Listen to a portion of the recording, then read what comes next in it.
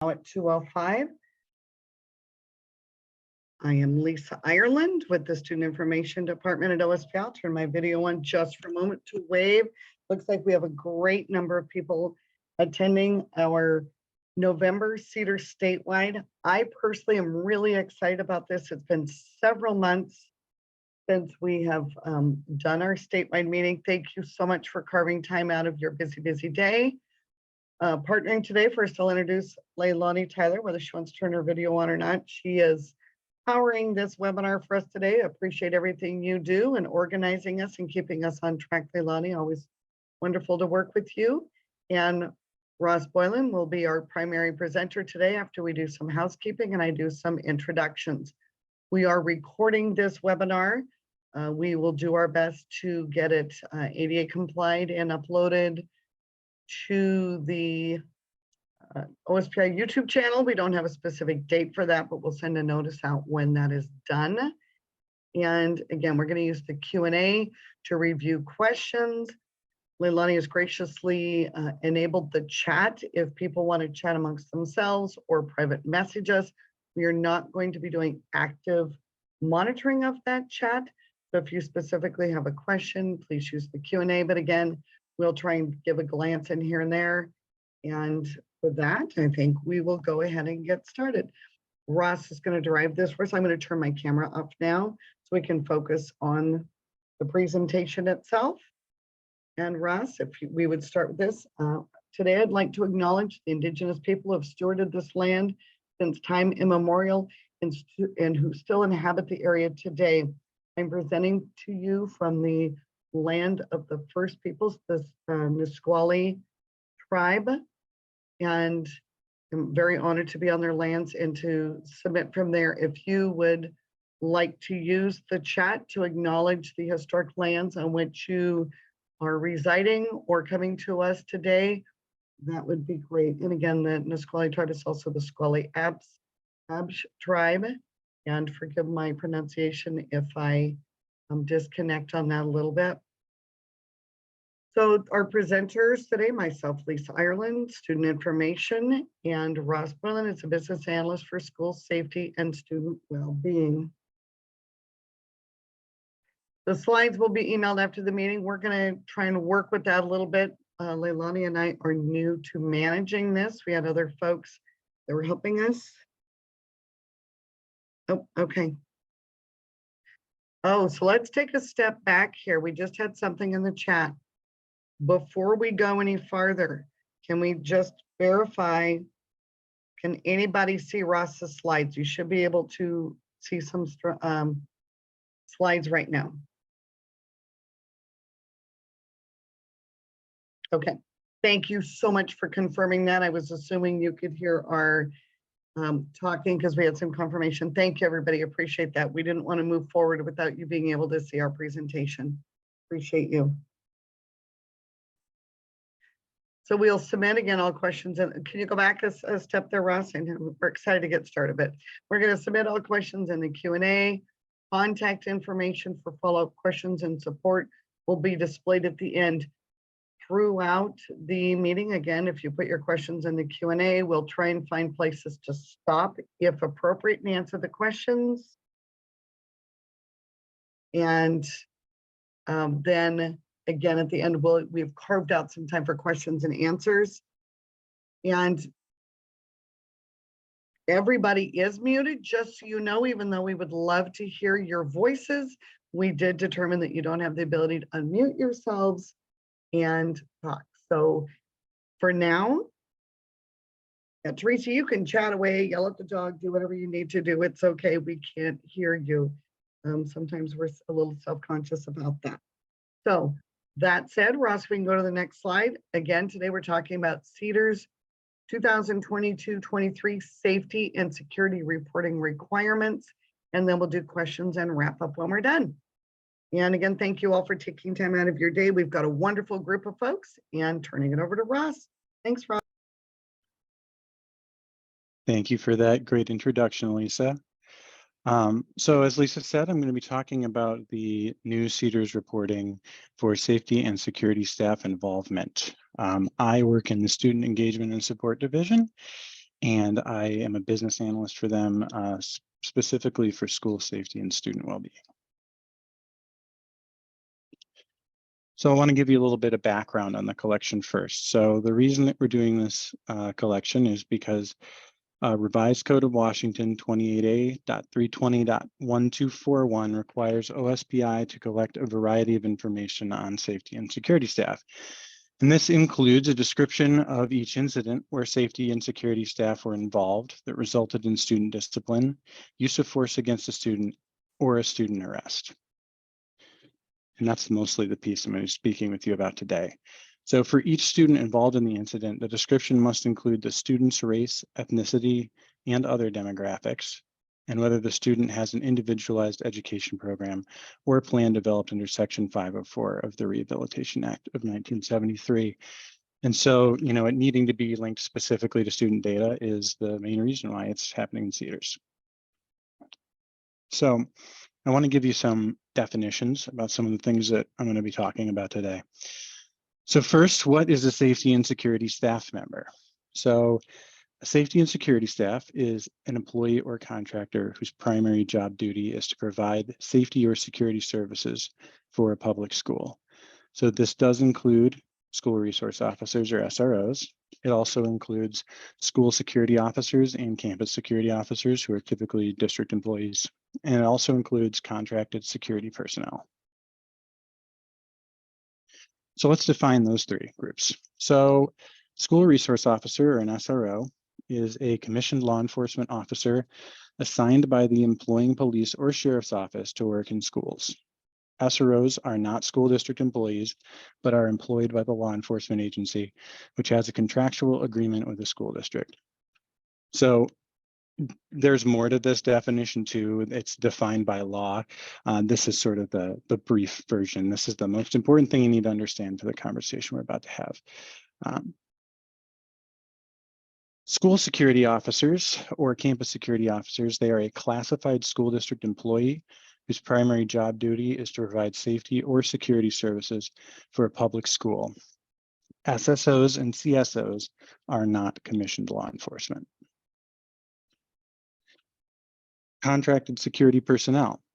So these are licensed professionals who work for private security companies and provide safety or security services for a public school on a contractual basis. Contracted security personnel are also not commissioned law enforcement. So this whole collection is about collecting what those staff members are involved in. So we got to define involvement. So we are defining involvement for the CEDARS collection as when an action or participation in a process by a school safety and security staff member results in the use of force against a student by the safety and security staff member, exclusionary discipline, or the arrest of a student.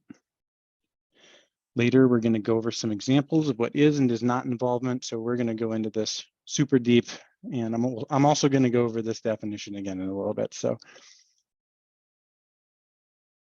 use of force. So this is one of the types of involvement that we are required to record. For the purposes of CEDARS reporting, the OSPI School Safety Center defines use of force as the physical bodily interaction between school safety and security staff and a student used to compel compliance. So let me tell you a little bit about where this appears in CEDARS and the different, new elements that are in there to collect all this information. So basically, SSS involvement can be reported in either the student exclusionary discipline file, which is file R, or the student's restrained or isolated file, which is file S. Each file has three elements. And I'll talk a little bit more about those here. So in the student exclusionary discipline file, we've added element R24, which indicates whether an SSS was involved in the behavior incident. So this is where you say, yes, they were involved. And then there's going to be some follow-up questions about that. So element R25, safety and security staff involvement type, this is used to indicate whether the SSS used force during the behavior incident. And then there's element R26, safety and security staff involvement outcome for student. This indicates whether the student was arrested as a result of the behavior incident or the SSS was involved. We're going to talk more about like examples of what involvement is and isn't later, as I said, but just a note on this, the SSS does not have to be the one to arrest the student.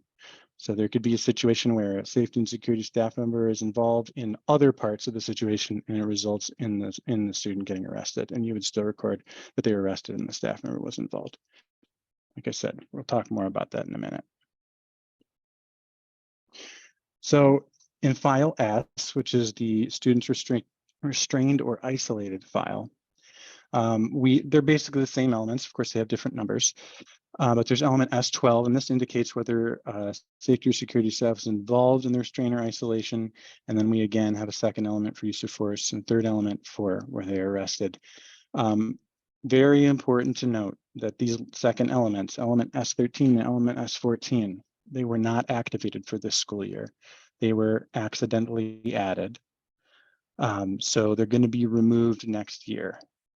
And the reason for this is, and again, I'll go more into this later, but any instance of involvement in restraint or isolation is going to be considered an instance of use of force. So that second element, S13, is irrelevant. And then if they're arrested, we didn't see that as being something that should be attached to restraint or isolation. Lisa, I see your hand up.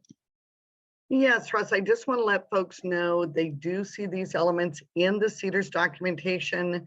They'll remain there for now. They're listed as optional, but if somehow it's captured and submitted by your student information system, those records will not be rejected. We just aren't pulling and use the data. So while you see them there, again, optional. I just wanted to bring that clarification for the CEDARS side, but thank you. Thanks, Lisa. That's really helpful. So for the 22-23 school year, instances of arrest or use of force can only be recorded if they are attached to an instance of exclusionary discipline or restraint or isolation, as I'm sure you would gather from the files they're in. And later, we're going to go over some examples also of which file you should record SSS involvement in to bring some more clarity to that. So Ross, let's talk. Yes, Lisa. Can I interrupt real quick? Do you have a link to this PowerPoint that you can share in the chat? We've gotten a couple of questions asking if there's a link you can share. I don't have it published online. No. I just have a file on my computer, so I don't have a link that someone else could use to access it. Okay, and we apologize for that. As I said, we're new to this. It's from running this and managing it. I can see if I can work with Leilani behind the scenes. If not, and again, I didn't mean to pull you away from your presentation. It's just been asked. We will do our best to send that out afterwards.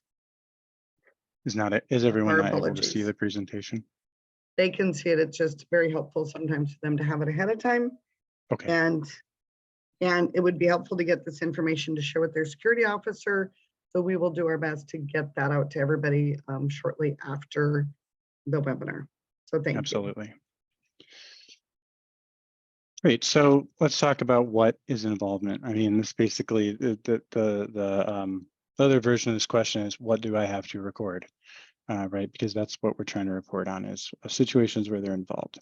So let's look at the definition one more time. So the definition of involvement for the CEDARS collection is when an action or participation in a process by a school safety and security staff member results in the use of force against a student by the safety and security staff member, exclusionary discipline, or the arrest of a student. So you'll notice that we've baked in the only three kinds of involvement that we need to record into the definition of involvement. So essentially, if there's no use of force, if there's no exclusionary discipline, if the student's not arrested, you don't need to record it as involvement. So that's the first question to ask yourself. If a safety or security staff member says hi to someone in the hall, it's not involvement. If they walk a student from the office to class, it's not involvement. We're going to go over some examples here. So, scenario. A school safety and security staff member informs school staff that a student is suspected of doing something against school policy. The situation results in exclusionary discipline. So the reason that the SSS is involved is because an action taken by the SSS is key in determining the outcome of the situation. So the outcome is exclusionary discipline. Just like in the definition, an action taken by the SSS has resulted in this outcome.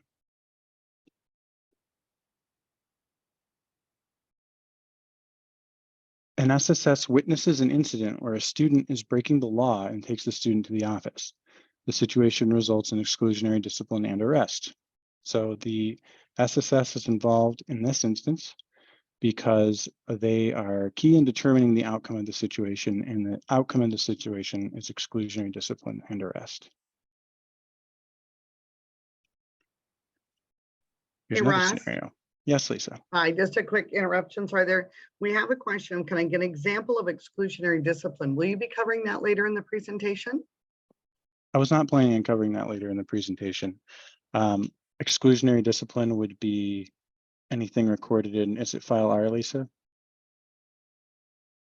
Yes, so an exclusionary, I didn't know if you had examples. Exclusionary discipline would be any behavior incident that resulted in a student either being removed anywhere from a classroom exclusion to an expulsion. Thank you. Yeah, sorry, I didn't think to include a definition of that. My apologies. But I believe there should be one in CEDARS guidance, right? Or in the CEDARS manual? Absolutely. Fantastic. So that's a reference you could use after this presentation if you need a little more clarification on that. So let's go through another scenario. A safety and security staff member witnesses an incident where a student is either breaking the law or breaking school policy and uses force to get the student to the office. The situation results in exclusionary discipline.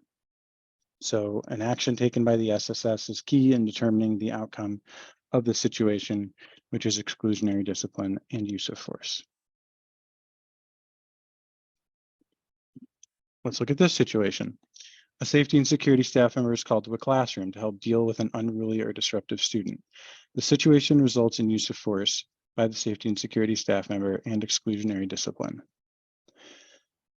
So in this instance, an action taken by the safety and security staff is key in determining the outcome of the situation, which is exclusionary discipline and use of force.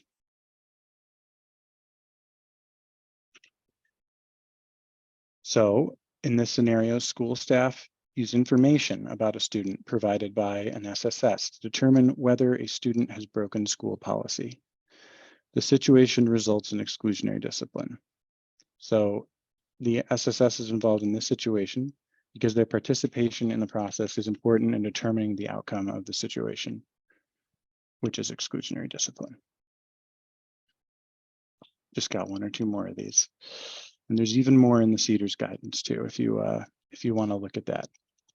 So in this scenario, an incident where a student has broken the law results in exclusionary discipline. School staff decide to also call an SRO from a different school in that district. The SRO arrests the student. So an action taken by a safety and security staff member, even though the SRO is assigned to a different school, is key in determining the outcome of the situation.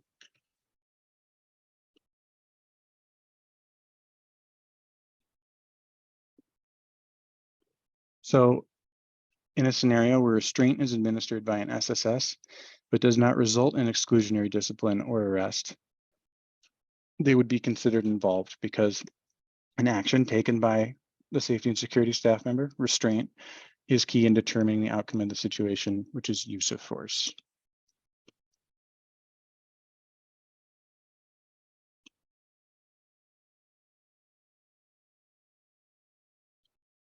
Sorry, just checking the chat, see if there were any questions about that before I moved on. We can address any at the end, though, as Lisa said. So what is not involvement? Let's go through some examples of safety and security staff actions that would not be considered involvement, or just scenarios where they wouldn't be involved. So what about in a scenario where an SSS talks to a student in the hallway between classes? Not involvement. It does not result in exclusionary discipline or use of force or arrest. What about in a scenario where a safety and security staff member talks to a class to provide them with safety information? They would not be involved because this does not result in exclusionary discipline, arrest, or use of force. Here's another scenario where they wouldn't be involved. A law enforcement officer that is not an SRO is called to the school by school staff, not the safety and security staff, and the officer arrests a student. The safety and security staff is not involved in any part of the process leading up to the arrest, nor, as you'll notice from the example, do they perform the arrest. So the SSS is not involved because the outcome is not dependent on the actions of an SSS. A student was arrested that has nothing to do with a safety and security staff member, so it would not be recorded under this collection. Let's take this scenario. An SSS is asked to get a student and bring them to the office. The SSS does not use force to get the student to the office. So this one is not involvement because it does not result in exclusionary discipline, arrest, or use of force. But additionally, it's not involvement because the outcome is not dependent on the actions of an SSS. The role of retrieving the student could have been fulfilled by any staff member. This is kind of, like we actually got asked about this a lot leading up to this. And so, if the safety and security staff member is just getting somebody, anyone could have done that, and you don't need to consider that as involvement. So let's look at a scenario where an SSS is asked to get a student and bring them to the office. The SSS does not use force to get the student to the office, but in this situation, unlike the last one, the situation does result in exclusionary discipline. This is still not involvement because, again, the outcome was not dependent on the actions of the SSS. So the role of retrieving the student could have been fulfilled by any staff member.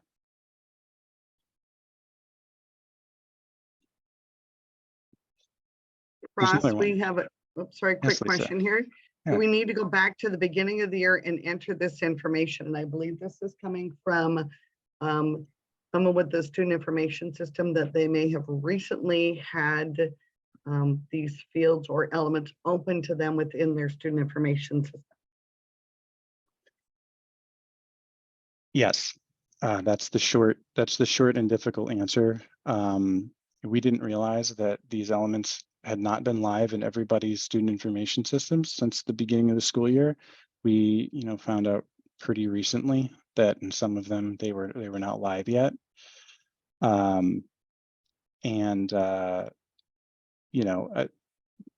are legally required to collect this information, and the only way to do it, reliably and to integrate it with data from other districts is to do it through CEDARS. So I have to say that yes, you do need to put those back in. I would say take your time. I know it can be very time consuming. Take until the end of the year if you have to. But that's the unfortunate answer to that question. Okay, thank you. And we have another question, but I also want to say I was able to upload the PowerPoint to the chat. It's in there right now for those folks that would like to grab it. Okay, great. Can you just throw files in there? I found out I could upload a file, so I was All pretty right. excited about that. So I didn't know that we could do that within the webinar. So do you have, let me ask another question real quick. It might be pertinent to what you're talking about right now. It says, I'm trying to determine, we actually have an SSO. We have staff whose primary job is not to provide safety or security services, but they might take on that role when needed, such as paras who take on recess duties or assist in the classrooms. If one of our paras needs to restrain a student, then would we count them as an SRO or SSO, even though that isn't their primary job? I would say no, but in that instance, that would still be recorded in restraint and isolation because there is a school staff member restraining a student. So you should still record it, but if their primary job function is not a school safety and security staff member, then it would not be recorded under this collection. But it would be, if appropriate, recorded under restraint and isolation, but would be recorded as no safety and security staff involvement, correct? Yes, correct. Thank you so much. I'm just monitoring the answers here, so thank you. Oh, that's great, thank you. All right, so another scenario. school staff decides to call the police, not an SRO, on a student and asks the safety and security staff to get the student out of class. The safety and security staff does not use force to get the student out of class. The student is arrested. This is just like the last example. There's a result that would be something that we'd be looking at in involvement, a student arrest, but the SSS did not play a pivotal role in the situation, that their actions did not result in the situation. So the outcome was not dependent on the actions of an SSS. The role of retrieving the student could have been fulfilled by any staff member. So I think you're probably getting the hang of this one by now. So what if an SSS takes a student aside to speak with them one-on-one to get information about their activities or the activities of someone they know? Again, this is not involvement because it does not result in exclusionary discipline, arrest, or use of force. What if an SSS takes a student aside to check in on them and see how they're doing? Again, not involvement, no exclusionary discipline, no arrest, no use of force. So obviously not all the situations you're going to run into are as cut and dried as the ones that I just presented. Those were, constructed to be simple to illustrate a point. But what I want to say here is that situations are complicated and multifaceted. And if a situation that would not be considered SSS involvement exists together with a situation that would be, then the SSS should be considered involved. So in other words, involvement trumps, a situation of not involved that goes along with it. I'll give you an example. So school staff suspects that a student has broken the law. A school safety and security staff member is asked to get the student and bring them to the office. The SSS does not use force to get the student to the office. Once in the office, school staff use information about the student provided by the SSS to determine whether the student has broken the law or school policy. The student is determined by school staff to have broken the law, and they call outside law enforcement to the school. The student is disciplined and arrested. So, was the SSS involved?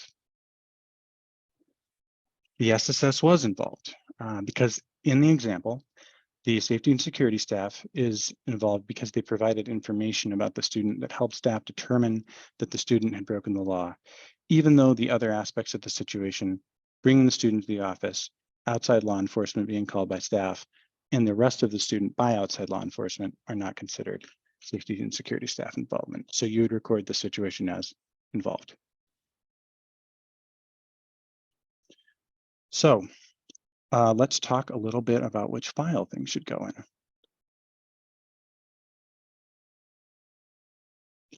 So I want to give a little bit of information about file S, which is the student's restrained or isolated file. So SSS involvement only needs to be recorded in this file if it meets both of these conditions. So if they use force against the student while administering restraint or isolation, so is a restraint or isolation, and if that staff member, that safety and security staff member, is funded through state K-12 allocation. And this excludes most, but not all, school resource officers. I've been told there are edge cases where some SROs are funded through K-12 allocation. I'm not sure how many, but it's apparently pretty rare. And the reason for this is because the point of the restraint and isolation collection, one of the, I guess guidelines of it is that it's for restraint or isolation that's administered by school staff. So they need to be considered a school staff member. I mentioned this before, but something to know is, especially with those two elements that we're phasing out in file S, is that any instance of safety and security staff involvement with restraint and isolation is going to be considered an instance of use of force. So once those two elements are gone, if you say in the file, a safety and security staff member was involved in this restraint or isolation incident, know that we're going to code that on the other end as use of force. And the reason is because, if there's a restraint, obviously that they're using it's physical bodily interaction, as we defined earlier. So that is use of force. If the SSS is involved in the isolation in any capacity other than using force, like if they tell the student go to that room or something, that's not an involvement we care about. That's not something that needs to be recorded. So you would only need to record their involvement in isolation if they used force to facilitate the isolation. So this is just something to keep in mind. All right, so let's go over some examples of when you would report in file R, which is exclusionary discipline. It just says discipline at the top, but it should say exclusionary discipline. So the scenario is an SSS is involved in an incident that results in exclusionary discipline. You would put it in file R because it is exclusionary discipline, but it did not involve restraint or isolation. What if an SSS is involved in an incident that results in exclusionary discipline and the situation also results in use of force, arrest, or both? You would report this in file R because the situation resulted in exclusionary discipline as well as use of force or arrest, but did not involve restraint or isolation. So let's talk about when you put it in restraint and isolation. In a scenario where restraint is administered by a safety and security staff member, again, not an SRO, or, that I put that as shorthanded, but what I'm saying is restraint is administered by an SSS that's funded through K through 12 allocation. The situation does not result in exclusionary discipline. So the reason to report in file S is because the situation involves use of force by an SSS in the context of a restraint. Here's another scenario. An SSS, again, not an SRO, uses force to move a student into a room where the student is isolated. The situation does not result in exclusionary discipline. So the situation involves use of force by an SSS in the context of an isolation. So it would go in file S. Here's an instance where you would report it in both files, which will probably be very rare, but we could see it happening. So a situation with a student results in restraint, which is administered by a safety and security staff member, not an SRO. The situation also results in exclusionary discipline. So the situation involves use of force in the context of a restraint.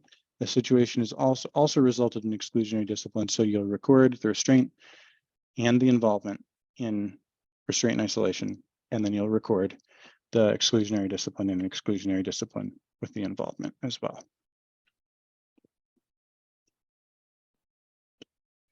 And that is all the thrilling information I have for you on this collection. I'd love to open it up for questions. Ross, thank you. This is very helpful information. It's a new collection. As I said, my understanding is, but sometimes my understanding isn't accurate, is that this was just recently opened to some student information systems. I believe I have the ability to click on somebody and allow them to talk. Otherwise, we can ask folks to enter their questions in the Q&A, or if they've got a little more detailed question, you can ask to be unmuted and we will see what happens.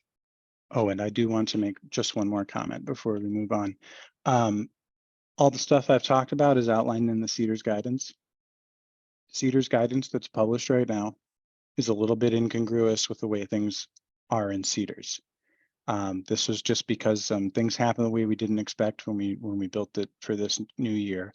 New CEDARS guidance should be coming out next week, so it'll be all, be public. It'll be similar, but it'll basically be it'll be a lot more congruous with what you're seeing in your student information systems.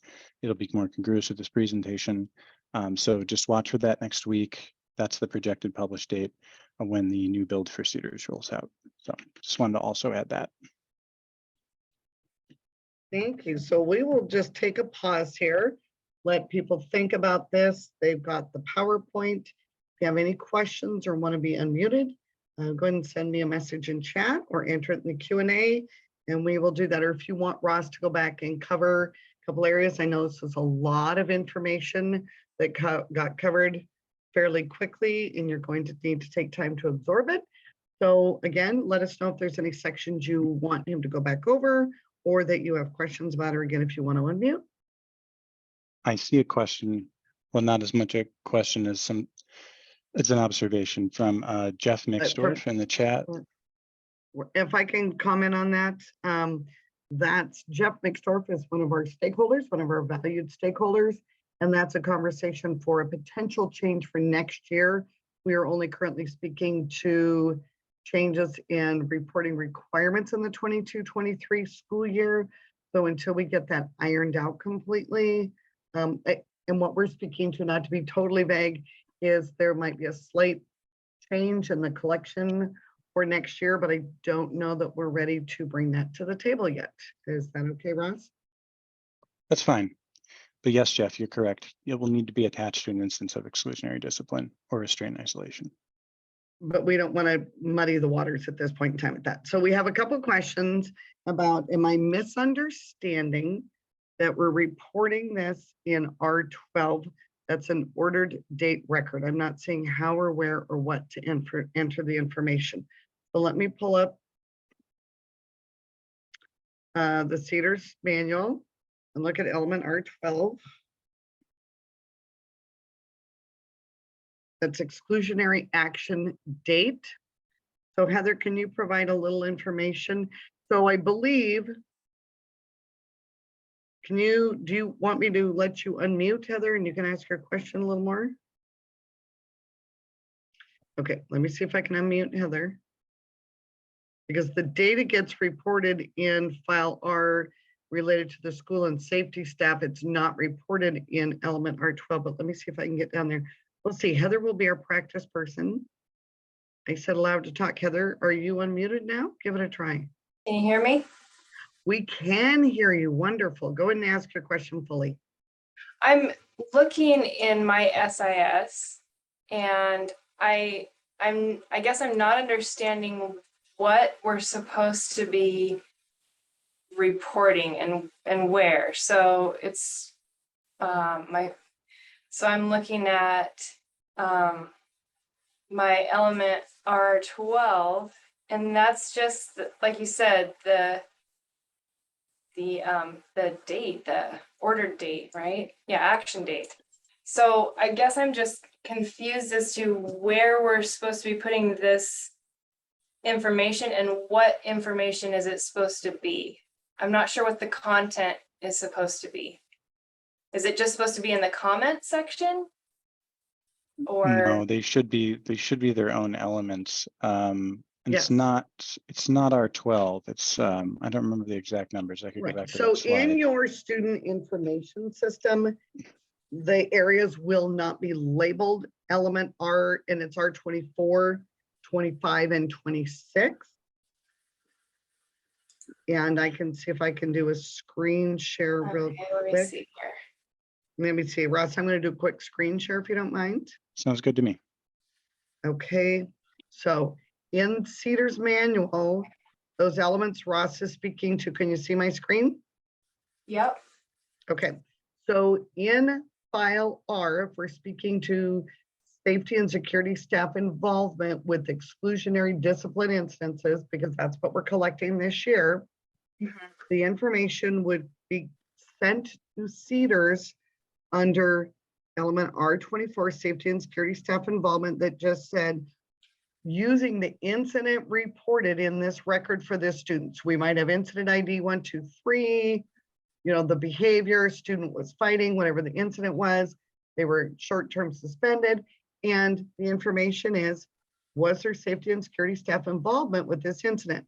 R24 would collect a simple, lack of a better term, light switch. Yes or no, they were not involved. They were or were not involved. Element R25 would get, okay, if they were involved, was force used or not?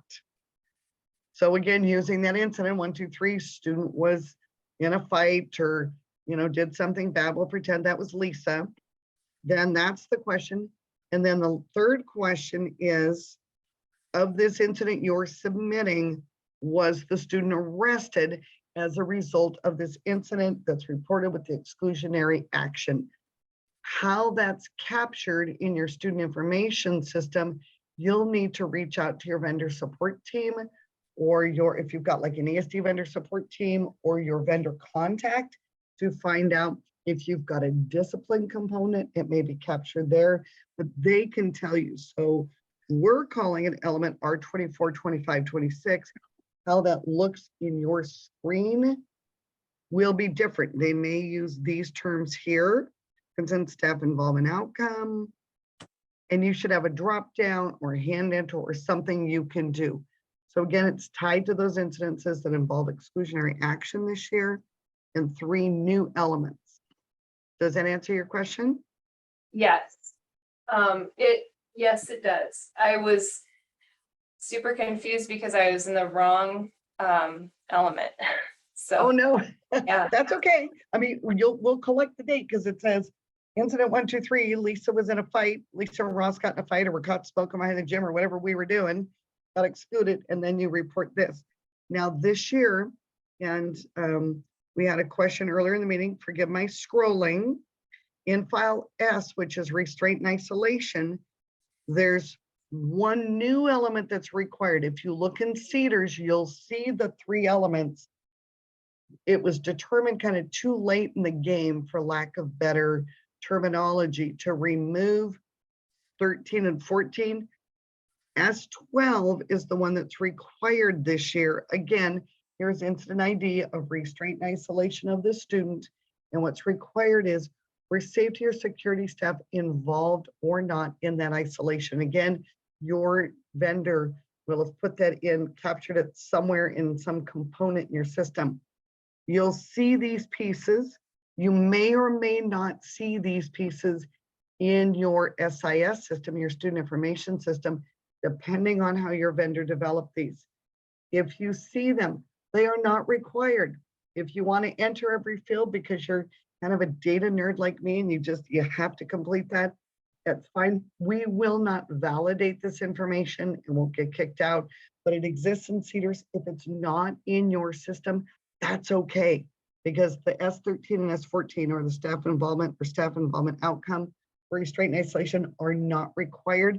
You just didn't have time to get them out there. And unfortunately, a lot of times, like with your vendors, it's a huge effort just to remove something.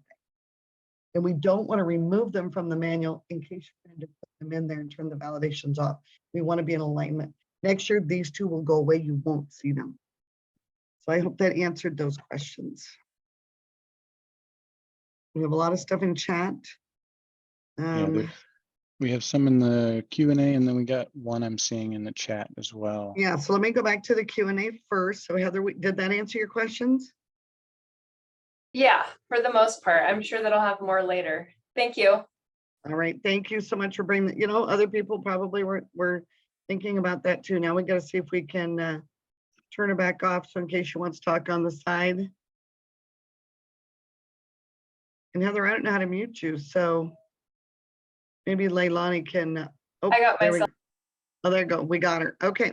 So then Irina asks, because situations can be so complicated, would it be appropriate to reach out to OSPI to help districts navigate these complicated scenarios, and who would be the best person to discuss this? I want Ross to answer this, but I do want to say he did give a shout out that when we publish the fall version of CEDARS, we have some enhanced guidance in the CEDARS reporting guidance. And Ross, would you be the appropriate contact for their questions? Yeah, I would definitely, refer someone to the guidance first, because we did work pretty hard to try to make it as helpful as possible. I'm sure we didn't do a perfect job though, and I would encourage you to reach out to me if you have any questions or need help navigating it. I have all the time in the world to help you with these questions. I know this is new and kind of confusing, and so I'd love to help you out with that. I'm putting my oh, hold on a minute. I'm gonna put my email address in the chat. I'm just getting the, okay, there we go. Okay, yeah, you have to make sure it goes to everyone. And as always, it's my shameless plug to all of you. When we publish the new guidance, if it's not clear to you, or you would like to see additional information or enhancements to that, it is appropriate to reach out to both myself and Ross. It gives us an opportunity to increase our outreach and our clarification for the winter build. And I'm not going to put you on the spot, Russ, but I'm going to throw something out there. On your web page, maybe we can do some tips and tricks or some short FAQs or something that come up in the future. It might help us to build on a future FAQ document we can post somewhere. We can certainly discuss that. You know, I, with your permission, Lisa, would probably feel compelled to add it to the CEDARS, to the guidance pages. Sure. Or Because we I can want publish those. it somewhere. Yeah, that's another great thing about reaching out to me with any questions you have, is that it's going to help us make the guidance better for next year if we have to make any changes. So Perfect. Yeah. Thank you. Okay, so Jennifer, when you asked if we can do a screen share on Skyward, that might be more appropriate outside of this webinar, as we do have folks with multiple student information systems on board today. For those of you that don't know, there's approximately 7 or 8 student information systems in use in Washington, and would never want to screen share in inappropriate areas. And I don't have access to it, even though maybe in that Dataverse, I'd love to be able to dig down a little bit more. So, oh, and Jennifer, if you want a private message, Julie Williams, she was asking what SIS you're using. You guys can connect. And somebody else asked, it's another Skyward question. So I'm going to go ahead and send that on to your vendor support team and see if they can assist you with that. Lisa, there's a question in the chat I want to address, because it's getting further and further away, and I want to make sure I don't forget it. And it should be pretty quick to address. But Erica asked, if we don't have an SRO or an SSS, do our administrators qualify as the SSS? So this is a lot like the para question that was asked. The answer is no. You know, if the person's primary job function isn't a school safety and security staff member, then no. Don't record it as involvement.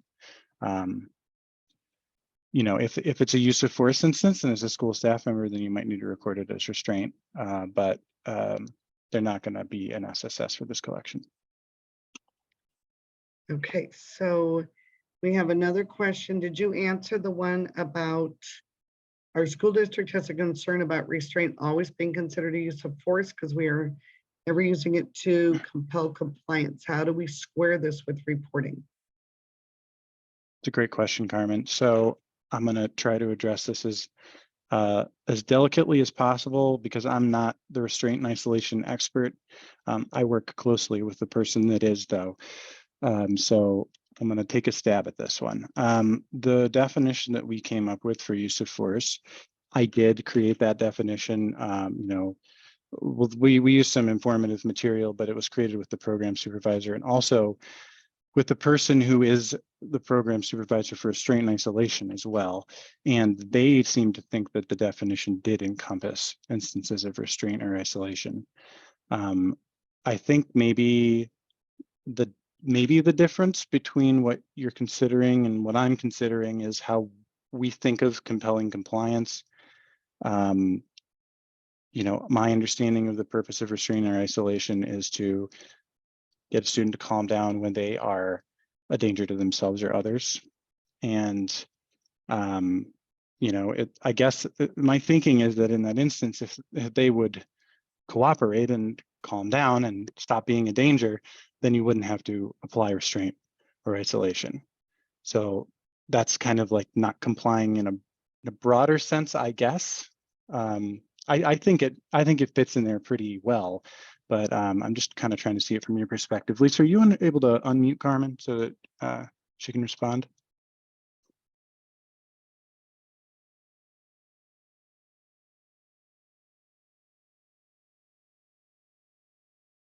Lisa?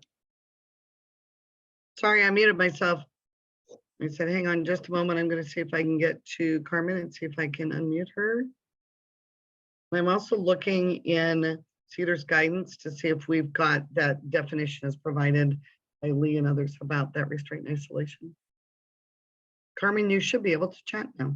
Hello, thank you. Yeah. Yeah, I think that just helps to know that you've interpreted it more broadly than to be some kind of disciplinary or directionary effort, more of kind of almost just a blocking of what is currently happening to maintain safety.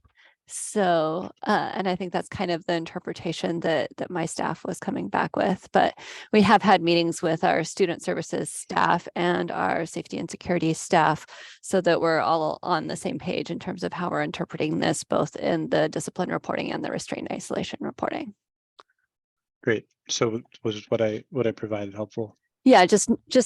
saying that there's a pretty broad interpretation there of compelling compliance.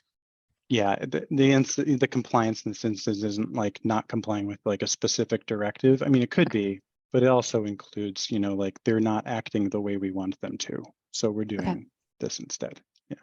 Okay, thank you. Yeah, thank you. Okay, so just give me a moment here. I'm coming back. We'll want to turn off Carmen. So again, she can feel free to chat with her partners. Let's see here. Okay, so we've done that. Thank you, Carmen. If somebody doesn't mind, I will do a quick screen share again, just to show we have a definition in our CEDARS reporting guidance. This is from our guidance right here. It says, restraint for the purposes of this data collection is defined as physical intervention. So there's a specific definition. It talks about does not include the touching or non-forceful holding of a student, like guiding by the elbow. So I would recommend under the CEDARS reporting guidance, and we can always reach out to Lee and see if he has some additional materials he's presented previously about this. But this is found in the CEDARS reporting guidance. I'll put a link into the chat under students restrained or isolated. It also provides the RCW that requires the collection of this data. And again, shows the RCW and some additional, and there's some frequently asked questions in here. So I would recommend in all your spare time we know you don't have, or reach out to your CEDARS person if that's not you, asking them to help you access this data. This is on our public facing waOSPI pages. But again, it starts on page 152 in the linked document I'm going to share with you now, and I'll turn this off. So hopefully that will help. There's the link to that reporting guidance in there, and then we'll go back to our Q&A. So if we hold a hand or put a hand on a shoulder, guide them. Chris, can you answer? Did that answer your question? I think I understand the angle of Chris's question. Chris, I'd like to check in with our restraint and isolation person here before I answer that question. They, as I understand from speaking with him, there's specific techniques that are considered for an that you can use for an escort that aren't considered restraint and isolation. That I know that there's some nuance to the question you're asking. So I want to get some more clarity from Lee Collier about that before I answer your question, because I think that the way that's considered in restraint and isolation would inform my answer to your question for use of force broadly. So is there any way you're able to provide me with your email? Or Chris, if you want to reach out to me, I will connect you with Ross. If you don't, unless you want to, if you can connect with Ross privately through the chat, that's great. You know, we don't always want to put our email out there for everybody to connect with, but if you are unable to provide it to him in the chat, go and email me and I will make that connection for you. Yeah, my email is in the chat as well if you want it. So. Okay, and I believe you spoke to Carmen's question about the concern about restraint always be considered use of force. We've done that. We've answered that one. Shelley, you indicate you're unable to open the PowerPoint. Has anybody else experiencing difficulties in opening the PowerPoint?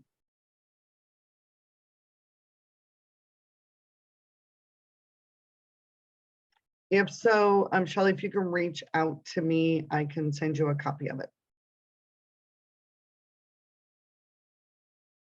Okay, so once they downloaded it, so it just depends on your system. So just reach out to me and we'll get you hooked up with that. So Michelle asked a question about she needs clarification. If the SSR uses force, but it doesn't result, when you're getting some tips and tricks in the webinar chat. So maybe our partners there can help you with that. So thank you, everybody. Sure appreciate you. So Michelle is asking, again, they say it need clarification if the SSR uses force, but it doesn't result in an exclusionary discipline. Would it be reported in file R in the 22-23 school year? Can you clarify, Michelle, either in the questions or the chat, what you mean by an SSR? And just that'll have a little bit of an effect in my answer to your question. Michelle, would you like to be unmuted? Michelle says sure. Okay, hang on, Michelle. Learning this cool technology. And like I said, you know, for those of you that have been online with us for the last year or so, you know that we've had lots of challenges with staffing, losing staffing.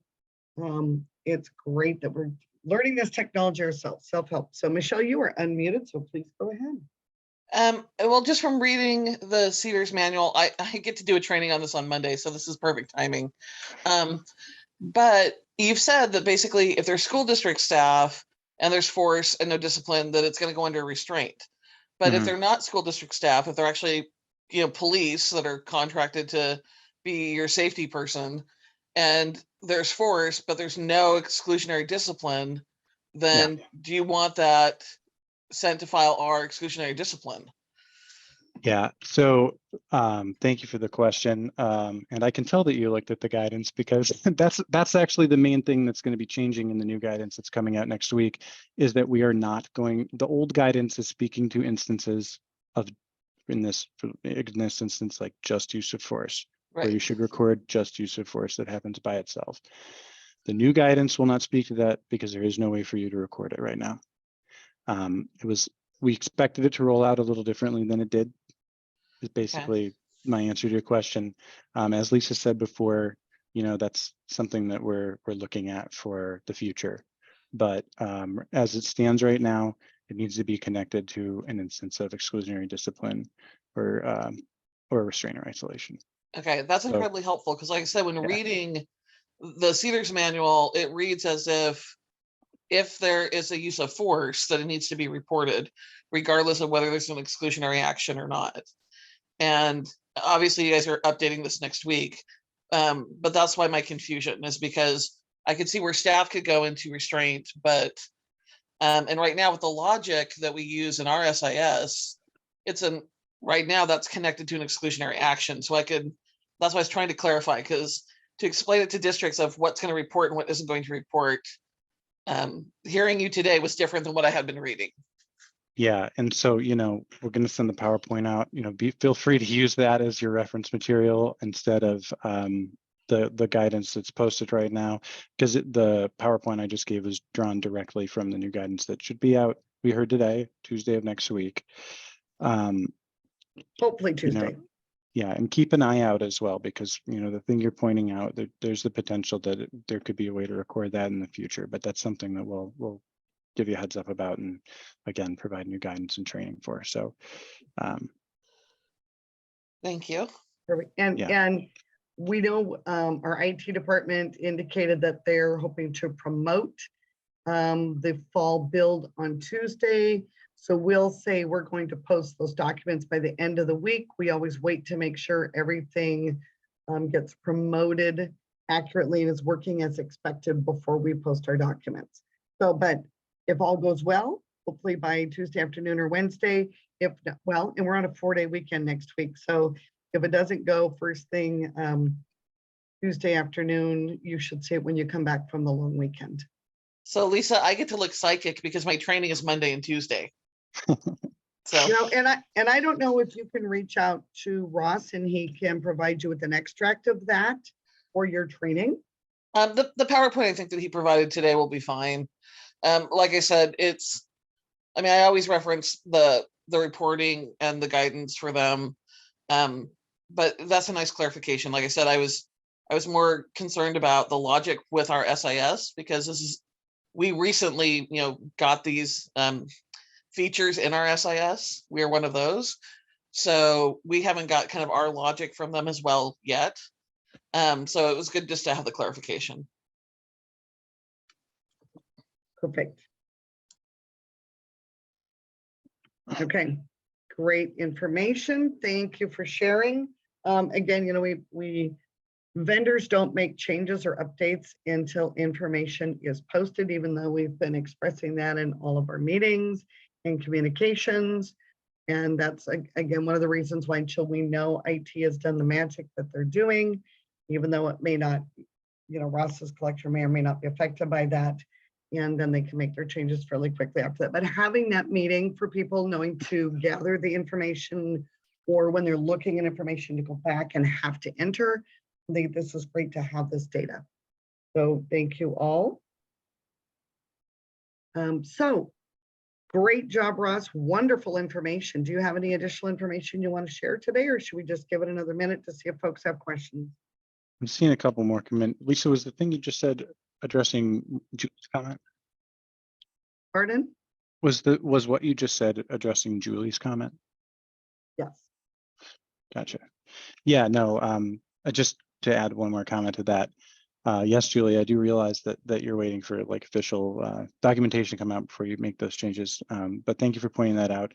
If the fields are still required in restraint and isolation, which they, sounds like they are in a lot of them, answer them as truthfully as you can, and know that the data is, any involvement for restraint and isolation is going to be considered use of force. Even if so please don't say no on that question. It's just going to be confusing. No, but we're going to take those elements out when we collect this data.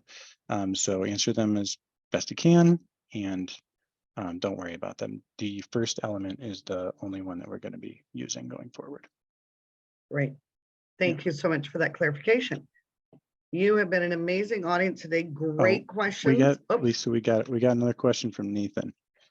Are we getting them in the chat? Okay, yeah. So please remember in the Q&A, we see those quicker. But yeah, go ahead. So go ahead, Ross. So yes, Nathan, the K-12 funding, the K through 12 allocation funding parameter that I outlined is only for restraint and isolation. It's not for exclusionary discipline and arrest. SRO involvement with exclusionary discipline should be recorded in exclusionary discipline.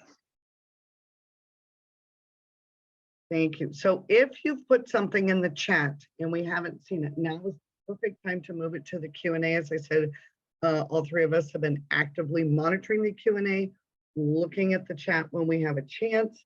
The chat's been very active. So if there's anything that's not been answered, again, we'll just, I'm going to mute for about 30 seconds, gives you a chance to think about your last minute questions, concerns, and then I think we can give you a few minutes back in your day. So again, I'm going to mute for a minute, type in your last minute questions, and we'll go.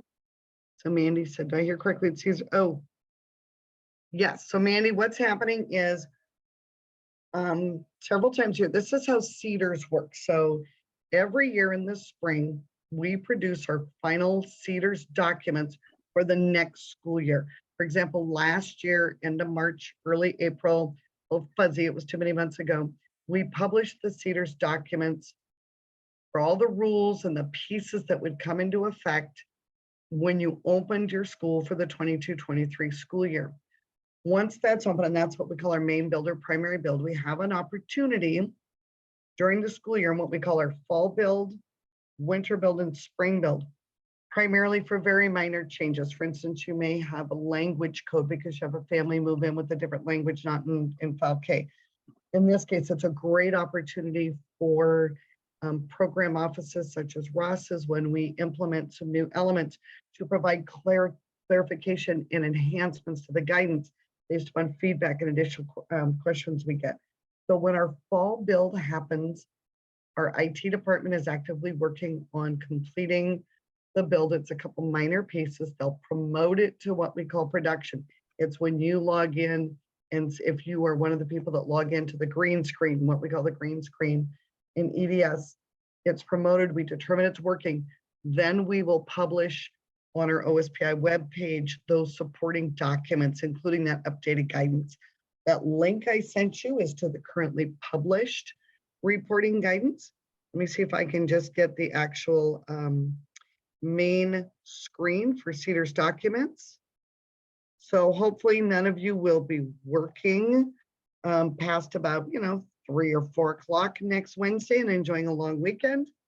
But we are hoping by Wednesday afternoon or over the weekend, we will be publishing those updated documents. So great question, long answer to a short thing that's going to happen, but yes. And then again, and not saying that Ross is planning on any additional updates, but if he gets some clarifying questions, you know, again, over the next month or two till we do the winter build, there'll be an opportunity for us to enhance or refine that again.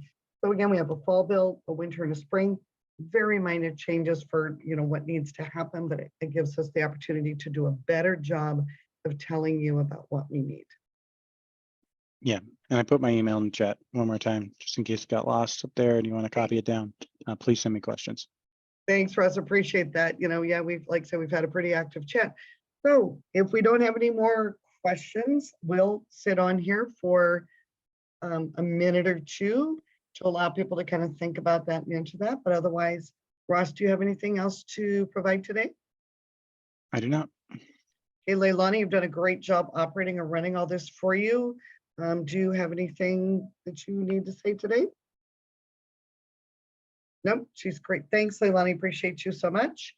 And thank you all. Have a wonderful Thanksgiving if you celebrate Thanksgiving. If not, enjoy your 4 days off. We appreciate you being in attendance today. Let me see if I can load this PowerPoint one more time if you missed it. Otherwise, we will capture that recording. It's trying to post right now. And we cannot tell you exactly when we will post that, but we will send a notice to the field when it's done. Thank you. Thanks, Ross. Great job today. Are you, I'm sorry, you might have said this, Lisa, but are you emailing the PowerPoint out too? We posted it in the chat. We will see if we can email it. If you were unable to grab it from this PowerPoint or from our presentation today, go ahead and hit one of us up with the email we provided, and we will do our best to get that out to you. But others, we will do that.